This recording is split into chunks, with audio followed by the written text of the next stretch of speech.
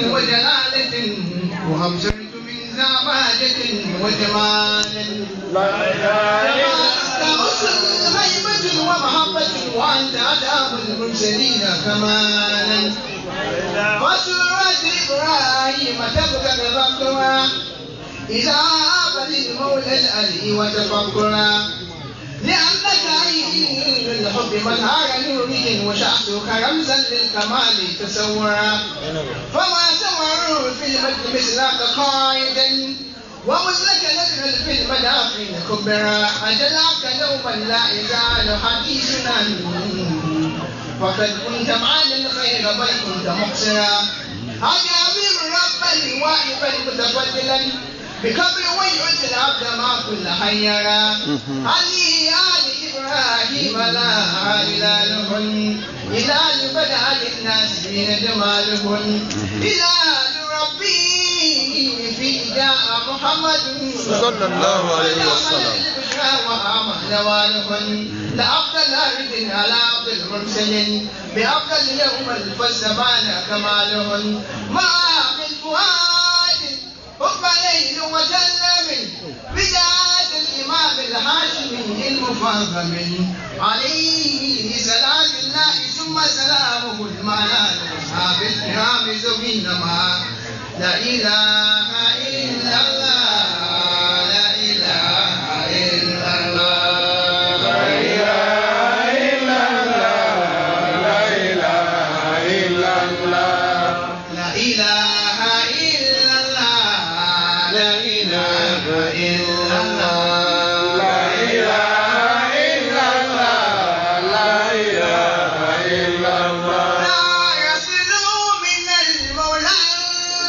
وأدام لم يكن ويكاد رسولا دائما ومعظما لا إله إلا الله لا إله إلا الله وإن تسألوني عن علم وحكمة فإني يحب شيخ برهام قدوتي لا إله إلا الله لا إله إلا الله تعالوا بنا على سعادات وتكلمة الإمام الفيل برهام سنه لا إله إلا الله لا إله إلا الله لا إله إلا الله لا إله إلا الله لا إله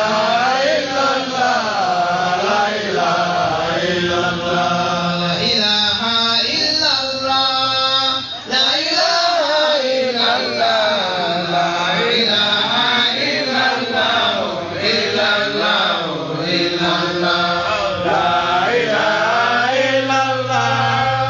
لا إله إلا الله لا إله إلا الله إلا الله إلا الله لا إله إلا الله لا إله إلا الله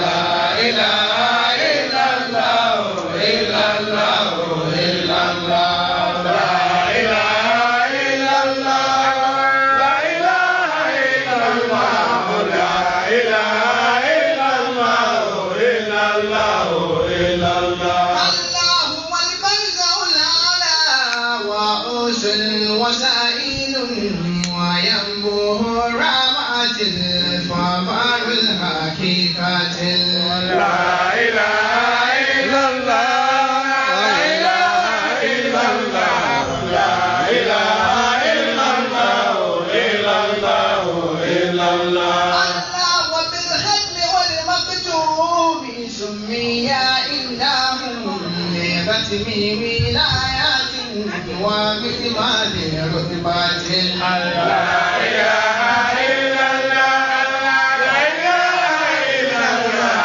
لا إله إلا الله إلا الله إلا الله الله به ختم المولى كمال ولايات كما كتب راسا بروحي وكلمات لا إله إلا الله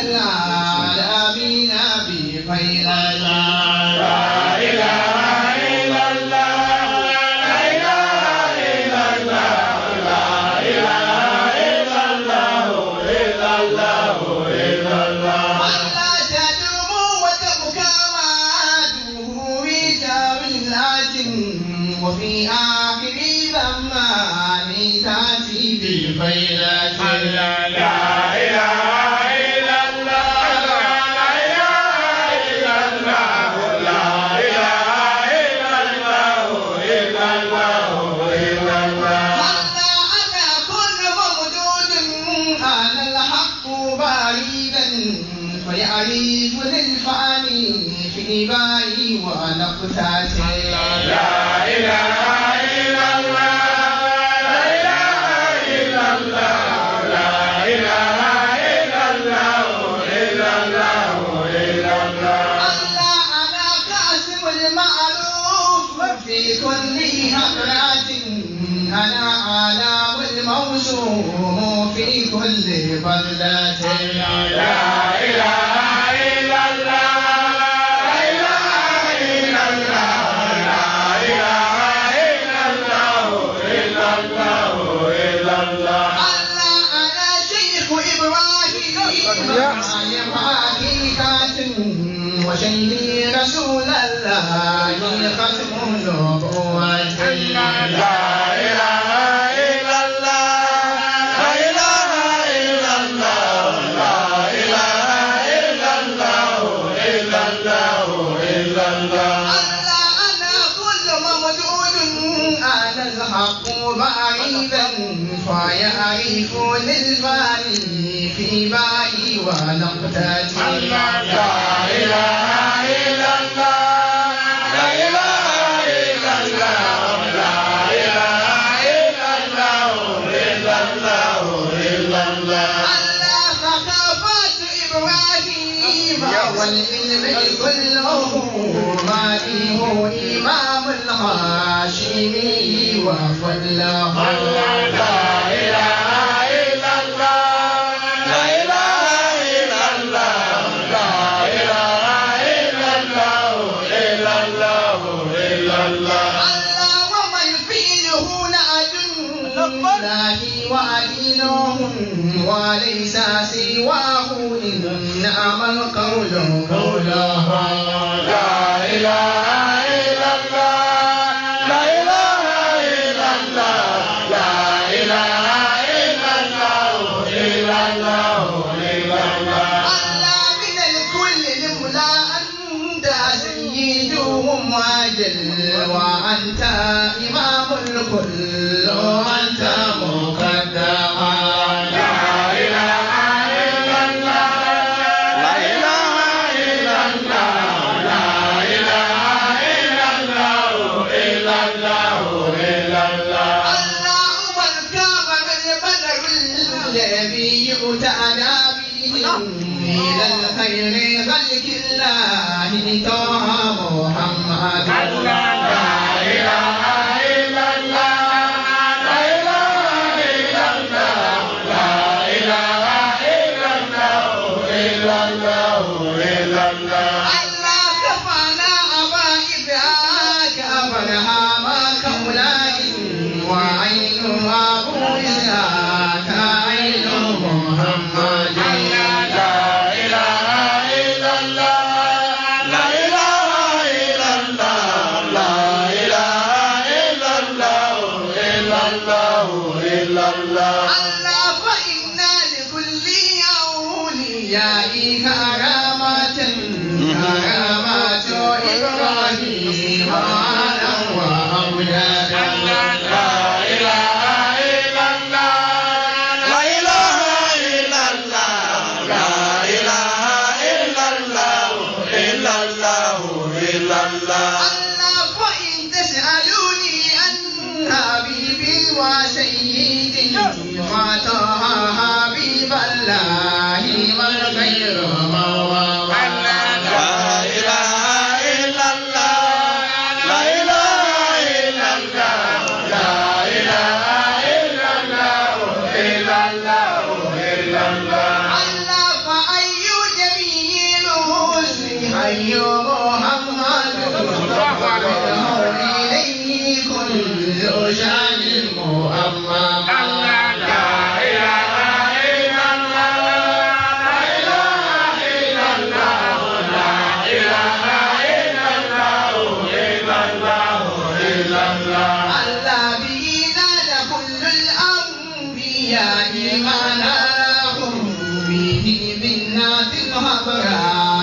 وقر وعزاء لا إله إلا الله لا إله إلا الله لا إله إلا الله إلا الله إلا الله الله والله لا تلفي أحمد ثانيا فأحمد فرد جوهر لم يخزى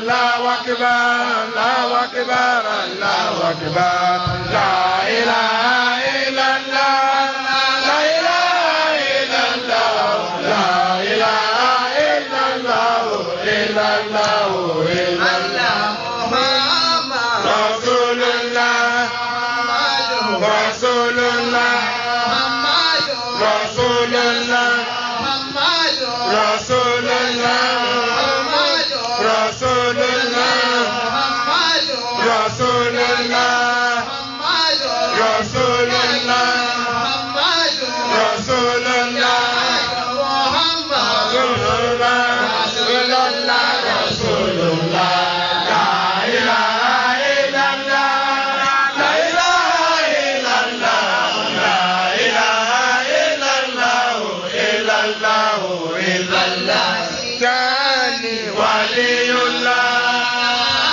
ولي الله ولي الله ولي الله ولي الله لا إله إلا الله لا إله إلا الله لا إله إلا الله إلا الله إلا الله غوث السماء غوث السماء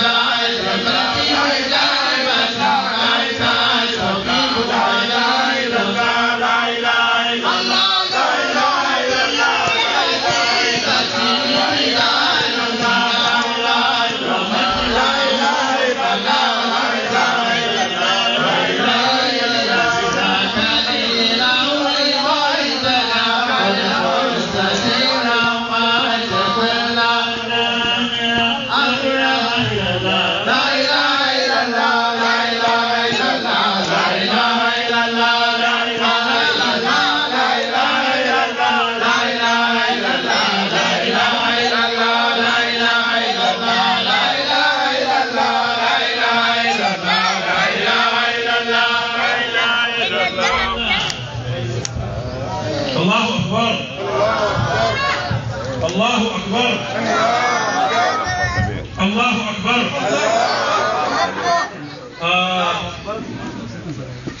We thank Allah for the night. We thank Allah for the night. We thank Allah for the night. The zikr is not finished yet. Inshallah. We have a zakir here tonight as well. We have about 3 different zakir here tonight that I recognize. One of them is Sirki. Yes. So, and we have now. I personally have been expecting that, but my share is here tonight. I can say anything I like. Sirki, my share is here tonight. I say anything I like. So I'm coming. Now, Bismillah or Bismillah Sheikh, the prayer that we have done tonight is exceptional. And we all know it is exceptional. If we go out tomorrow in the morning, people that are going for shopping, wherever market you go, you cannot buy. In your life, Rasul sallallahu alaihi wasallam said, whatever you do every time, anytime, do it as if you're doing your last duties. But I'm sure tonight we will all live long. This will never be our last sitting together tonight. Now, I want to celebrate tonight, and I want all of us to celebrate tonight. We have read the Holy Quran, and we have had the Khutbah al-Quran in a manner in which possibly many of us or some of us has never had before. Yes, you have been going to Quran recitation where Khutbah al-Quran is being recited to you, but this is exceptional. How lucky am I today? One of my sons, Blaziz, his name today is his birthday. I just wish him happy birthday, but he's one of the most luckiest person today. Yes, I will mention that. And one of our elderly who passed away today is one of the most luckiest person as well. Excellent. Because we just had the khabar where we are doing zikr. And again, our fellow today as well, one of them passed away. It's very good to see each other the way we see each other now. When you see your fellow man or woman passing away, when the ruh is coming out of their body, it's never easy. But may Allah forgive them all. Now we are here tonight. How do we celebrate tonight? I am a person who do not have much. But I know here tonight we have people who have much. We want to celebrate, we want to commemorate, we want to express our feelings to the Quran al-Azim. I have on me tonight money of £10. And I am actually going into a high figure with the start of £10. Inshallah, I know I am going into a high figure. Only 2 people will regret tonight. This is my one. Inshallah. Sheikh, I apologize. That's just the last quick for me. That's what we're saying. Yeah, that's the last quick for me tonight. And Allah knows my intention. Well, if you want to support me tonight, ask yourself one question. And what is the question you need to ask yourself? This is a big mosque. It might be small to you, but when Sheikh started talking earlier on, he said, we have, in presence here tonight, we have angels surrounding us. That makes this place a very big place. For one angel to be inside this mosque today, we are so happy, so lucky. But not just one, many angels. But who is going to support me here tonight? Who is a rich person that will stand up tonight and support me? Please do not